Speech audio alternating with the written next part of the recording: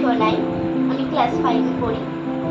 তো আজ 5ই সেপ্টেম্বর দেশ জুড়ে আমাদের স্বাধীন ভারতের প্রথম উপরাষ্ট্রপতি এবং দ্বিতীয় রাষ্ট্রপতি ডক্টর সর্বপল্লী রাধাকৃষ্ণনের জন্মদিনটিকে আমরা শিক্ষক দিবস হিসেবে পালন করে থাকি। কিন্তু আন্তর্জাতিক শিক্ষক দিবস 5ই অক্টোবর।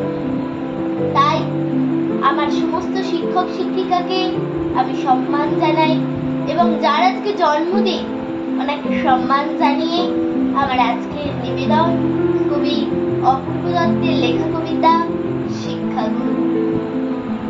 আমি যখন রোজ বিকেলে আঁকার খাতা নিয়ে আপন মনে ছবি আঁকি রং পেন্সিল দিয়ে, তখন আমার চোখের সামনে উঠোনের চারপাশে র্যাপিড বইয়ের 22 পাতার সেই ছবিটা ভাসে।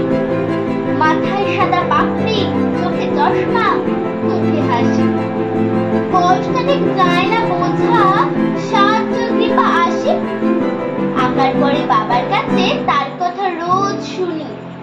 লেখাপড়ায় তিনি ছিলেন জগৎ সেরা গুণী।